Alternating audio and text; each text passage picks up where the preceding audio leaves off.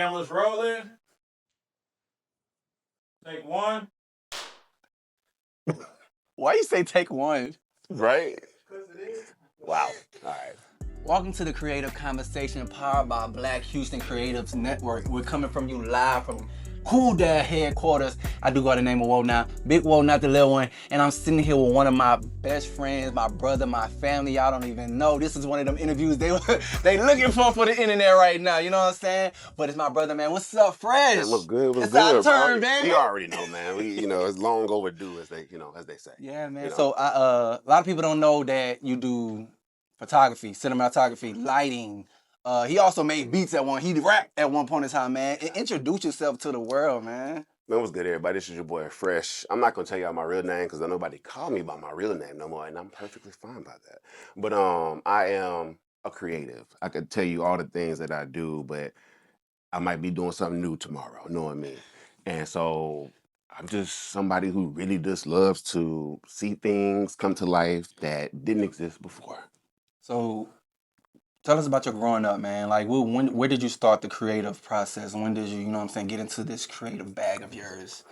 So, it was funny. I always tell people I wish I knew when I was like younger that I wanted to be like a photographer, videographer, or whatever. I didn't become like a photographer, like doing what I kind of do for a career now until about 8 years ago. So I was about 33, 32 at the time when I like picked up a camera for real. But I've always been a creative in the sense of like I took art every year of school, like all throughout grade school. Like my elective was gonna be art. And so I've always like loved the arts and like anything from jewelry making to drawing to we even did like they had those architecture like classes and stuff like that. Like anything that allowed me to like make things and then I could see it come to life. I was like, oh, okay. So I always found interest in the arts. Yeah. So when did you get into the photography and the film bag though? So I got into photography. Funny enough, I bought a camera because I was working for the state at the time. It was like 2016. And I used to sit in my car and I would film myself doing these little stupid skits. And I thought I was funny. So I'm like, oh, I'm gonna go buy a camera because I can put this on YouTube, me being a perfectionist, but I'm also cheap. So I ended up being behind the camera more than I was in front of it because I wouldn't buy a monitor. And they didn't at that time, Sony didn't make cameras that had the screen that would come out so you could see yourself. So the only way that you would be able to see yourself is if you bought a monitor. So I was like, well, I'll just like point my camera at stuff and take pictures and record videos or whatever. And I started taking pictures at that time. And I was like, oh, well, I need to learn how to retouch them. If I take pictures and I learn how to retouch them, people like them and they'll post them. So I would take pictures, I would retouch them, send them. And then eventually one of my friends saw it. She was like, hey, you do a maternity shoot? I was like, yeah, I charge $150. Did a maternity shoot, and ever since then, I was a photographer. So then I kind of started getting shoots here and there. Then me, I'm always trying to do something new. Like, I want to learn how to shoot a music video. I don't think I'm going to know how to sync the music. So I shot 2 music videos for free. And then I started teaching myself how to do effects. And that'd be my thing. It's like, I don't ever like want to do the basic beginner thing. I always want to try to do the advanced thing first. So it kind of accelerated my learning in terms of like my very first music video on YouTube was a freestyle from one of my brother's friends. And if you look at it, you'd be like, there's no way that's his first music video. But I was like already doing, like if y'all see my style now with the pop out effects and all the thing, it was like, it was there. Yeah. And I'm like, it's crazy to think back, like when I first started, it's like, I suck. Like I really, in my mind, I'm like, but I'm looking back, I'm like, it was there. There was potential. It was rough, but it was there though. Yeah. I remember us, a lot of people don't know, we were co-workers at one point in time, and I remember us looking back at a lot of our old work, and we would be on YouTube, and I'm like, man, Fresh, you really like dope. You didn't, but like looking at some of that old content and seeing it today, not realizing you was kind of ahead of your time. You know what I'm saying? So like, how do you encourage yourself looking back at stuff like that? How do you keep yourself going and pretty much realizing your true potential and your value? So for me, I think the thing I love the most about the internet is that it's like a living timeline. And so I can go back and look at the YouTube video from when I first bought a gimbal and I was walking around just pointing at stuff. And I'm thinking that's the coolest thing I've ever done. And thinking that might be the peak. And being able to look back and like seeing like the progression of things that I started and now where I'm at. And then even for me, I'm always like hungry. So I like watch tutorials every day because I like learning new stuff. So I'm always seeing somebody do something that somebody's doing. And because I'm nosy, I'm like, I want to know how to do that. And I don't like the fact that they know how to do that and I don't know how to do that. So I'm gonna figure it out. And so that's how literally like people think I went to school for this. I was like, nah, I literally learned how to be a photographer, a videographer, a retoucher, a video editor, make beats, cook, bake from YouTube. Like I'm a nosy kid, so I watch, and then I go do what bad kids do. I'm gonna do what you was doing.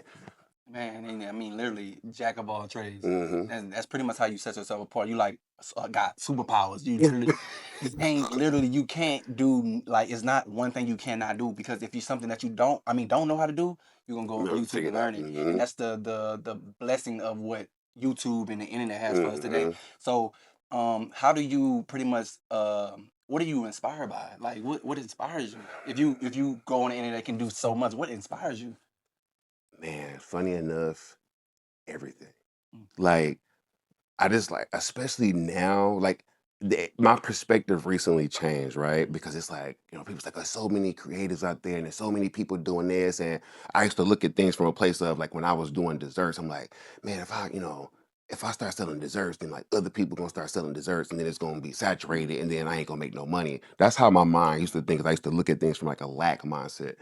And then at a certain point, I realized I'm like, what I do, a lot of people do, but they don't make the sauce that I make.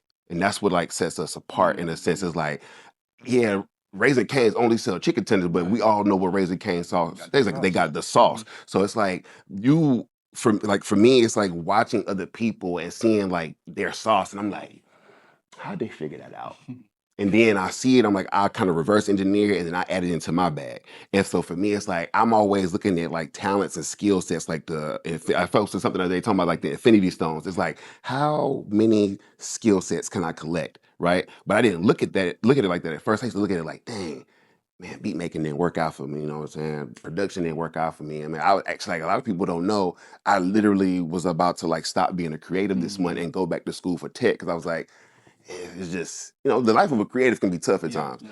and so it was like a thing where I was just gonna step away, but it was like some things happened and some things took shape, and I'm like, all right, I see, like God, he helping me see the vision now, and so for me, it's just the inspiration is just seeing dope people do dope things, and then I want to learn how to do the dope stuff they do so I can be even doper. I think it's dope because the people is your community. Like we all inspire each other. You know what I'm saying? Hmm I remember back in the day we was just like your work would inspire me hmm and my work would inspire you. I'm hmm like, man, I want to do what you do. You Yep. like, nah, I want to do what you do. Yep. You know what I'm saying? But it's like it was never no competition. hmm And how do you kind of like stay in that mindset? Like, it's not competition. Houston, like we all want to work together and be hmm collaborative and just everybody just eat. You know what I'm saying? We always say, hey, we just want to eat, bro. I just want to be in it. We all get a bag. You know what I'm hmm saying? It's no competition. So how do you stay in that mindset?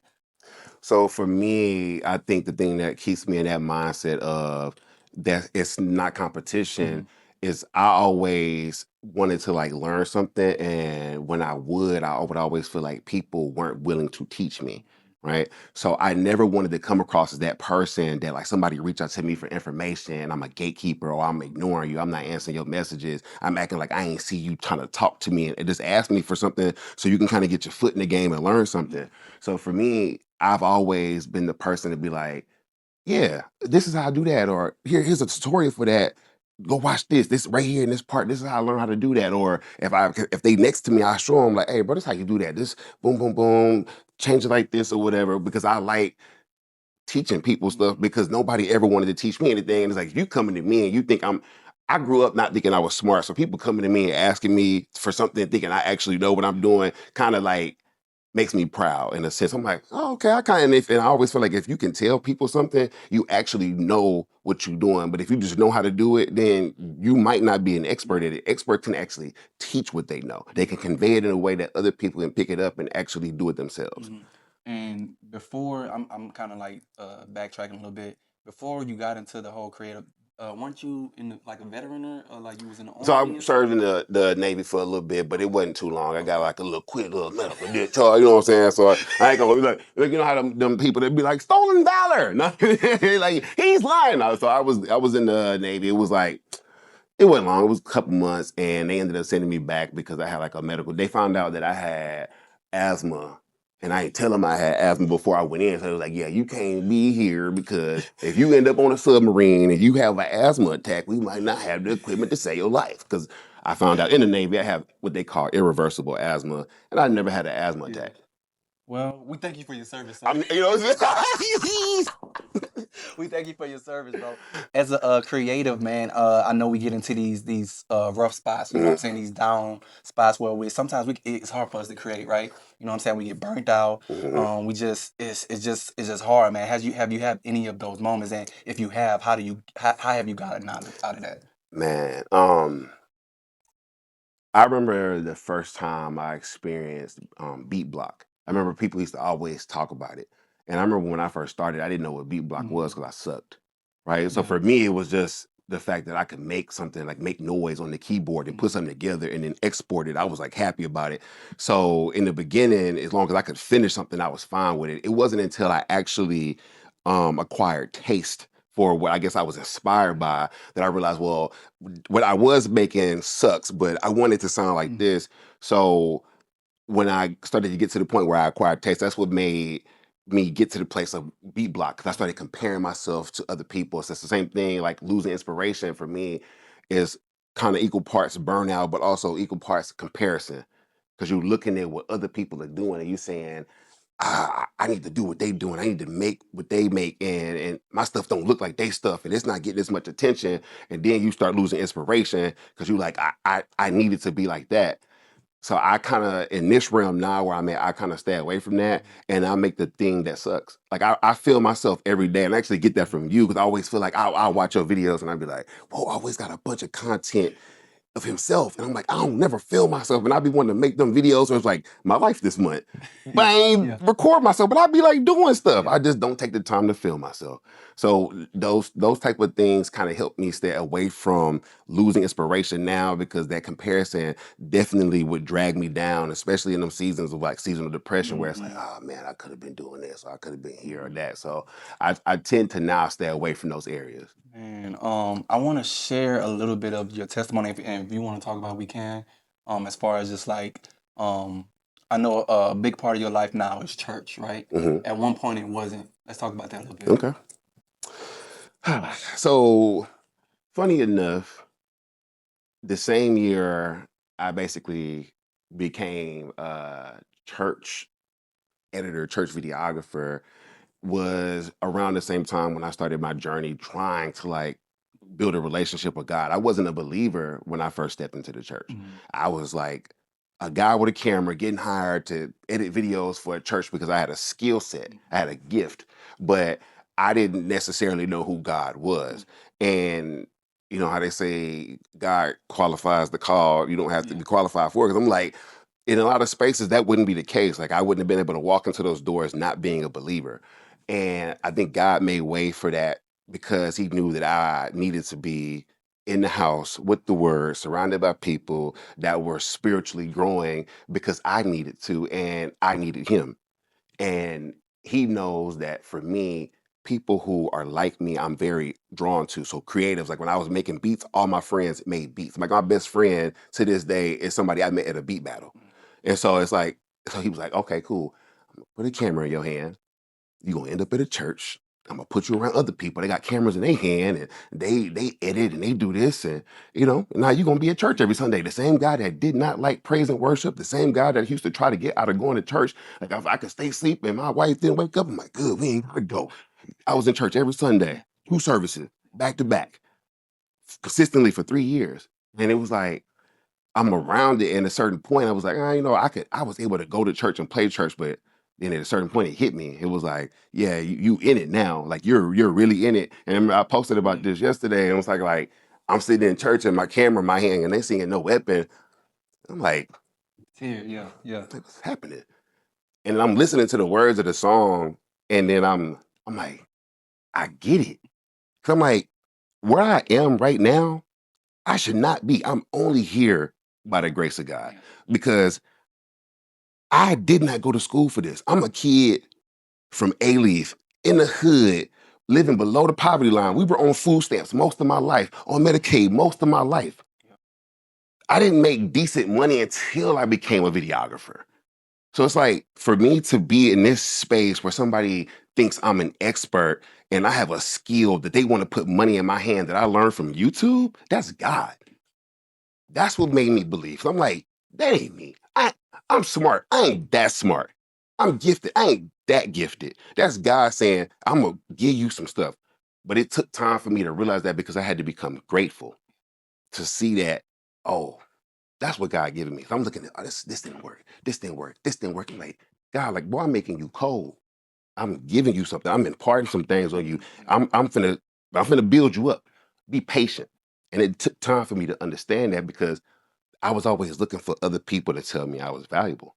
And I had never understood that God had already told me I was because he was giving me the value. Yeah, man, you about to make me cry here. Bruh, you absolutely inspire me. We Same, work same. very, very closely together. I definitely look at you as a brother. I want you to people don't know how wise you are as well. You're a very, very wise person.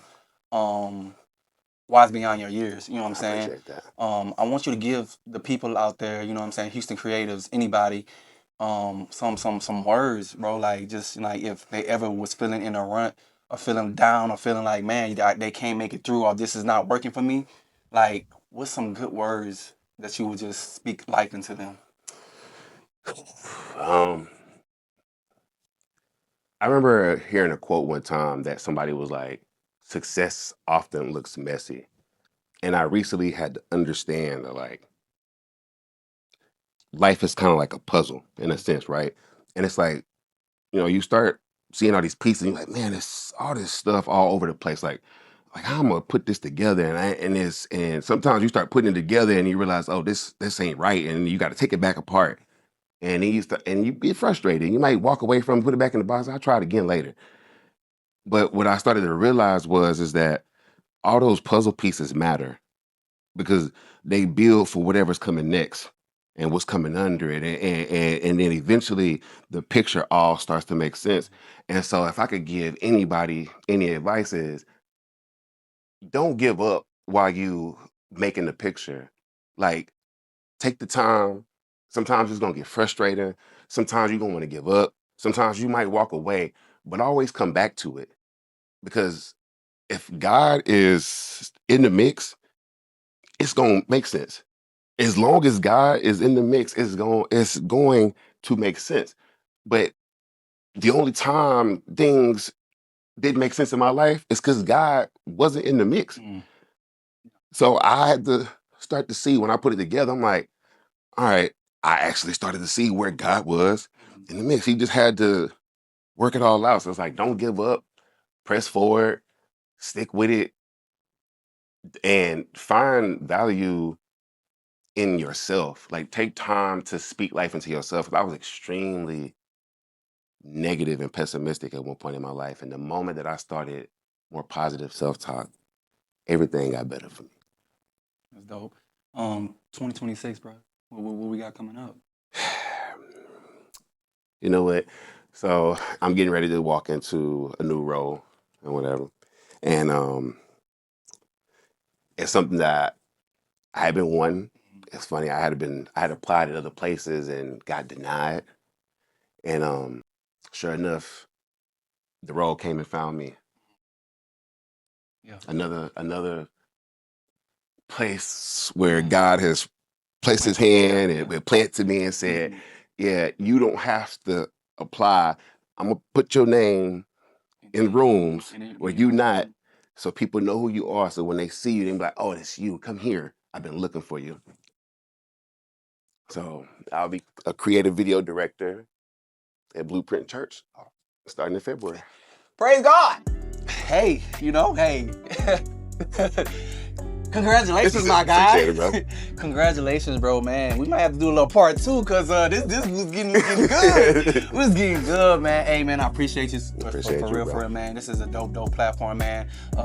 Anything you want to say, man? Shout out to your wife, Kathy. Yeah, you know, always, man. Love Kat. Everybody love Kat, but I love her more. And so, I just thank y'all, man. I appreciate y'all and the Black Houston creative. Like, I really appreciate what y'all doing, man. This is dope, and I think more people should tap in with y'all. Man, you heard it here first, man. If you are a Black Houston creative and you want to lock in with the Black Houston Creators Network, DM us on Instagram at Black Houston Creators, and don't forget to like, subscribe, and share. I do go by the name WoahNa. Big Woah, follow me at official WoahNa. Tell them where to follow you. All right, follow me at Juss Fresh Media, JUSS Fresh Media. And we out. See y'all soon.